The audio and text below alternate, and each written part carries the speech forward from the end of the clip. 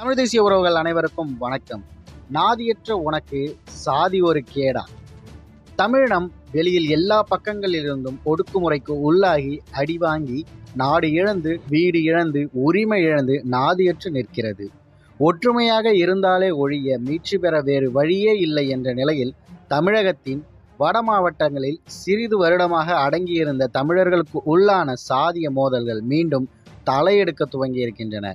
கடந்த தேர்தல்களில் தோல்வி அடைந்த கட்சிகள் தங்கள் பலத்தை கூட்டி வரும் தேர்தலில் பதவியை பிடிக்க வேண்டும் என்ற வெறியில் சிக்கி தமிழர்களும் தமிழினமும் நலிந்து போய் கொண்டிருக்கிறது. ஆனால் இந்தியாவிலே இந்த மண்தான் சாதி ஒழிப்பை பல ஆண்டுகளாக பேசி வருகிறது என்பது அரசியல் முரண். இன்றைய தமிழ் சமூகம் சாதிய சமூகம் என்பதில் மாற்று கருத்தில்லை. ஆனால் சங்க காலத்திற்கு முந்தைய தமிழர் வரலாற்றில் சாதி என்பதே இல்லை என்பதுதான் உண்மை.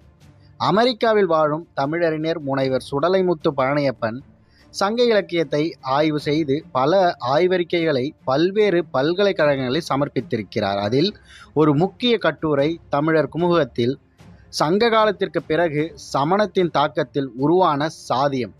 அதில் அவர் மிக தெளிவாக சங்க காலத்தில் பழந்தமிழர்களிடம் சாதி தீண்டாமை இருந்ததில்லை, சமணர்கள் ஆரியர்கள் வந்த பிறகே தீண்டாமை என்று ஒன்று வந்தது என்று ஆதாரத்துடன் நிரூபிக்கிறார்.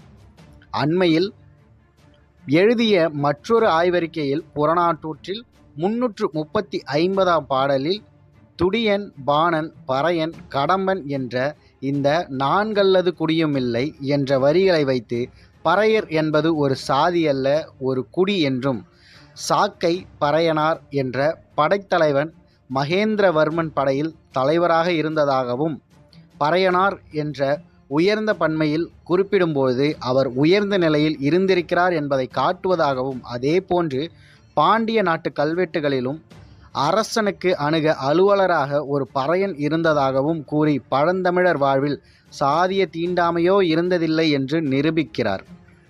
வந்தேரிகளின் படையெடுப்பிற்கு பிறகு தமிழன் சாதி சகதியில் வீழ்ந்திருக்கிறான் என்பதே மிகவும் கசப்பான ஒரு உண்மை.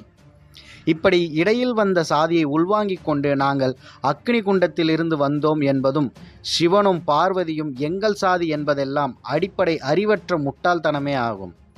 எந்த மன்னனும் இந்த மண்ணில் ஒரு சாதிக்காக ஆண்டதில்லை. முந்தைய மன்னர் வரலாறை சாதி வரலாறாக மாற்றி அதில் பெருமிதம் பேசும் பழக்கம் இந்த மண்ணில் திராவிட ஆட்சி காலத்தில் உருப்பெற்றதே.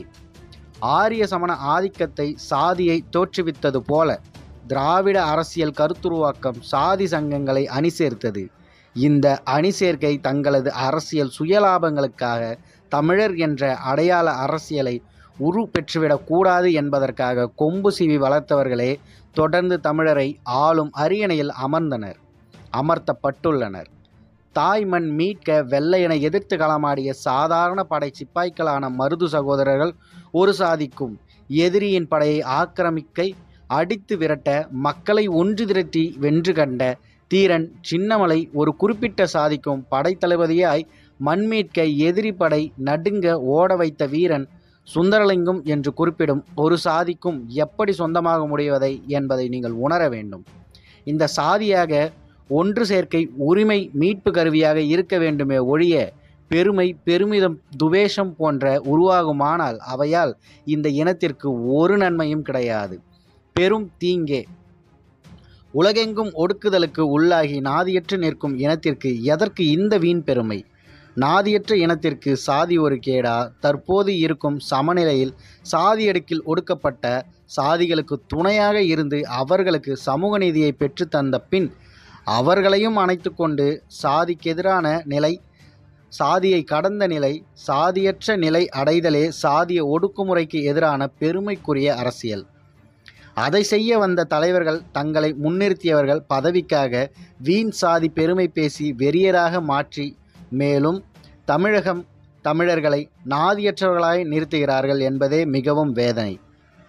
பிற்படுத்தப்பட்டவர்களும் தாழ்த்தப்பட்டவர்களும் தான் இந்த நாட்டின் வாழும் பெரும்பான்மையான மக்கள். ஆனால் அவர்கள் ஏன் இந்த நாட்டை ஆள முடியவில்லை என்ற பெரும்பான்மையான சிந்தனை இன்றும் புரியவில்லை. நாமும் யோசிக்க வேண்டும். பிற்படுத்தப்பட்டவர்களும் தாழ்த்தப்பட்டவர்களும் இணைந்தால்தான் அரசியல் அதிகாரத்தை அடைய முடியும். பிற்படுத்தப்பட்ட மக்கள் காங்கிரஸை நம்பக்கூடாது. உயர்ந்த சாதியினரிடம் இருந்து அரசியல் அதிகாரத்தை பறிக்க பிற்படுத்தப்பட்ட மக்களும் தாழ்த்தப்பட்ட மக்களும் அரசியல் ரீதியாக ஒன்றிணைய வேண்டும் என்று 1948 ஏப்ரல் 25 அன்று உத்தரப்பிரதேச தாழ்த்தப்பட்டோர் கூட்டமைப்பு மாநாட்டில் அண்ணல் அம்பேத்கர் பேசியிருக்கிறார்.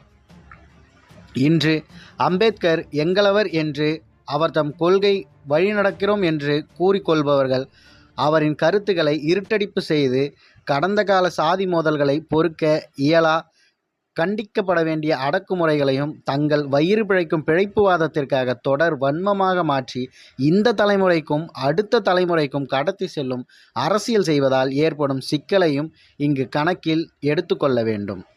ஆனால் அம்பேத்கரை பின்பற்றுகிறோம் என்றும் தலித் என்ற அவரின் கோட்பாட்டு அரசியலை பணிமுடிப்போம் என்றும் சூளுரைத்து இங்கு அரசியல் செய்பவர்கள் யாரும் இந்த ஒற்றுமையை விரும்பியதே இல்லை, விரும்பவில்லை, விரும்ப போவதும் இல்லை என்பதே கசப்பான நிதர்சனம்.